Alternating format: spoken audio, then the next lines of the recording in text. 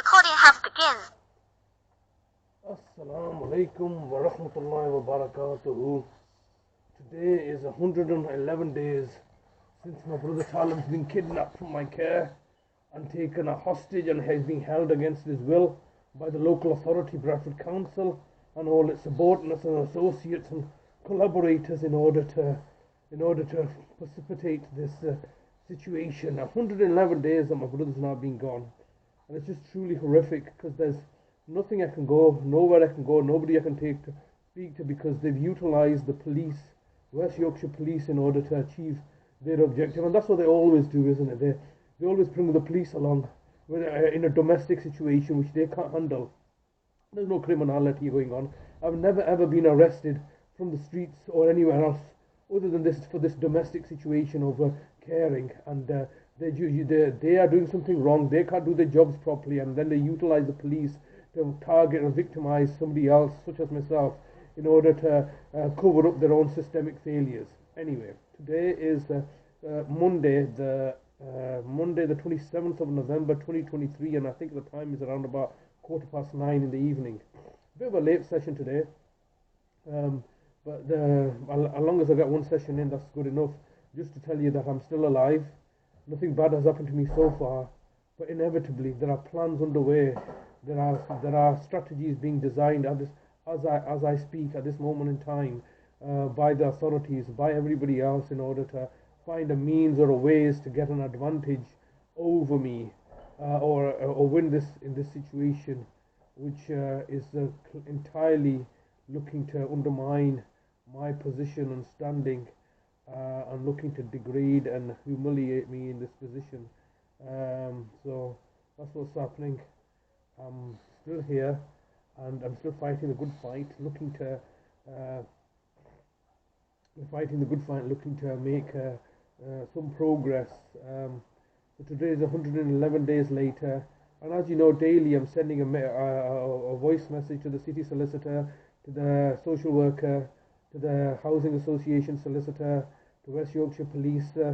Everybody's simply ignoring me right now, and the reason that they're ignoring me is because they've got no answers. What they're going to do, they came down to destabilize me. They're hoping to psychologically torture me in order to achieve some sort of victory, giving me the silent treatment, coming here all of a sudden with the police, raiding my house, photographing everything, taking my valuables away. They've taken my phones and hard drives away. For what? Oh, you were neglecting him. So that's the pretext to come and arrest me, and then come into my house and just take everything that they want.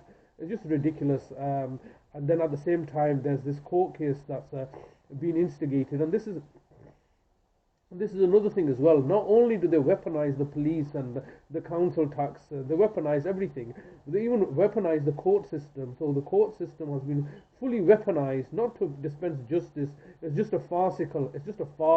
We're doing justice. We're doing the courts and everything like this. It's all just farcical. Basically, they weaponize the court system in order to send me to prison. That's what it's there for. It's a quick avenue to send me to prison. And they achieved in sending me to prison on some gobbledygook charges of me defrauding my family members. Went to jail, came back home, still caring for them, and now they're desperately trying to find another way to send me to prison. And the best avenue that they've got is contempt of court.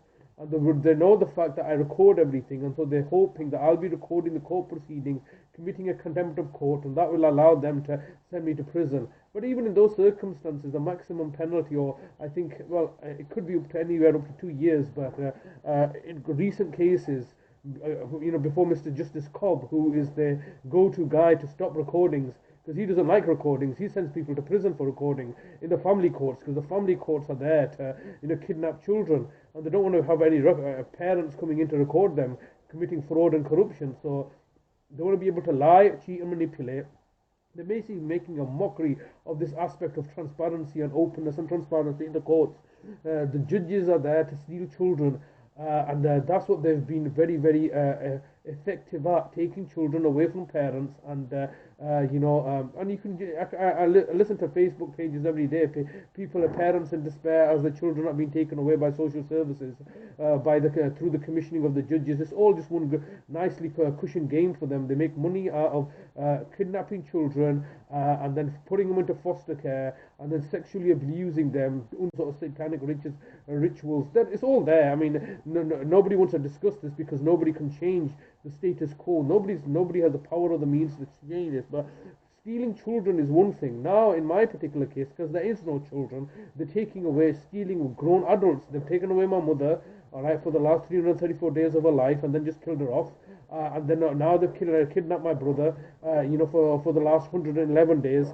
No doubt he's suffering. There's no any kind of judicial oversight in the fact that the local authorities simply decide that we're now going to be providing him with care without providing any kind of legal framework. They can't decide, he's a grown adult, that you're holding him against his will. But like I said, the criminality of the local authority is beyond compare. They simply don't care what's going to happen. You can't put a local authority, Bradford Council, into prison, can you? Prisons are not designed to put corporations into held captive, are they? So they know what's going to happen. Or the people that are working there, they're not going to go to jail. They said, we were just following orders. It's the corporation that we just worked for the corporation.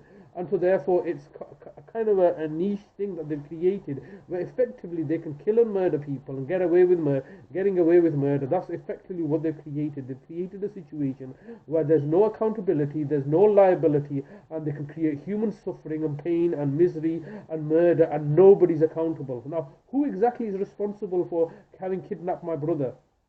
Who? Was it Christopher Browell? Christopher Browell is just a worker. He has no power. All right. Was it Graham Kenner? No, he's just a solicitor. He's just doing his job. He's just following instructions. So who is it then? Is it Nadia Khan or Vicina Brown? No, these are just people that work there. All right. Who is it? Mark Truin? Well, maybe Mark Truin is some part of some sort of elitist group, I think. But irrespective, it can't be just one person. Where is the councillors? Where is the social service? Where are the elected councillors making the decision? Are they responsible? Is West Yorkshire Police responsible because they came down? Is the Chief Constable responsible? There is effectively, because of a joint enterprise, nobody's responsible. No one individual is responsible, and the collective cannot be collectively prosecuted as a collective because they've done away with joint enterprise laws now. So it's just sickening that I'm in this situation once again. I have no means to go to anybody. There is no laws in place. There is no, you can go to get a solicitor. Which solicitor? What are you talking about? Get a solicitor. Solicitors are regulated by the solicitors regulatory body, all right, who will come down upon them because the people that truly control the solicitors regulatory body or any kind of regulatory body or any kind of ombudsman, as I've experienced with the legal ombudsman, they're controlled by somebody. And if you don't play ball, you will lose your livelihood. Lose your means of livelihood. So everybody just steps into line. Eventually, all the solicitors step into line. Nobody's going to be courageous enough to stand up to these people. I'm only standing up to them because I had independent means of financing myself, namely through a family trust fund. And secondly, that obviously it's my family members that are involved, my relatives, my close relations. My brothers and sisters, my parents, are involved in the situation. So, of course, I'm going to speak out. And as a result of me speaking out and looking to expose this, look what kind of situation that they've created. They've put me into a situation where I'm sat here in the middle of while it's night outside, in my doorway, talking like a madman, where everybody can see that I'm probably gone mad talking to myself.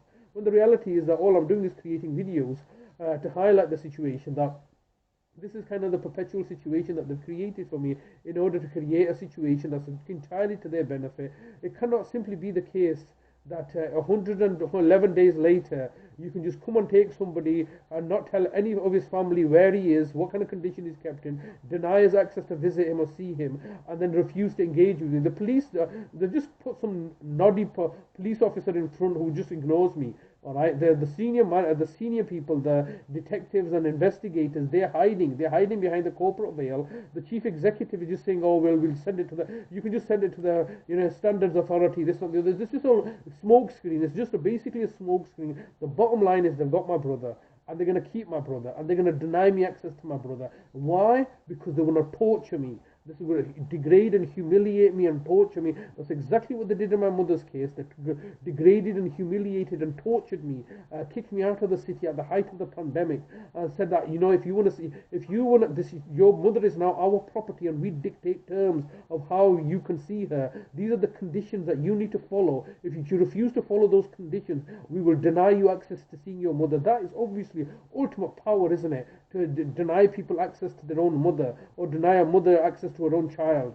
And so that's what they've done in my mother's case. And now ultimately they're looking to do the same thing now. We're going to deny you access. We're going to decide what is appropriate for us, what's in our best interest. And what we want from you is we want to put you on a dog leash, and we want to put a boot on your face and on our knee on your neck, so you're controlled and you do not tell everybody that we are grossly incompetent, we're malevolent, maligned, we're idiotic morons, and the fact that the public will then lose confidence in us, and we won't be allowed to be in a position of authority. So this is what it is, isn't it? A noose around my neck, a boot upon my face, and a knee upon my neck. That's the noose around my neck, the boot on my face, and the knee on my noose around my head, a boot on my face, and a knee upon my neck. That's what they want. They want ultimate control, but then they want to sit in the shadows without identifying themselves, without being able to reason or do anything. So it's just ridiculous that, 111 days later, they've taken away all my money, all my resources, all my social network, everything, just basically leaving me here talking like a madman to the public who nobody's listening to. I mean, it's just simply ridiculous. Like, they've created this situation, and is this by chance? Is it held by chance? It's all by contrivance. I'll just leave it there. So Allah Hafiz. I'm not suicidal. I won't kill myself, and I'll continue to fight the good fight. That's all for today. Allah Hafiz.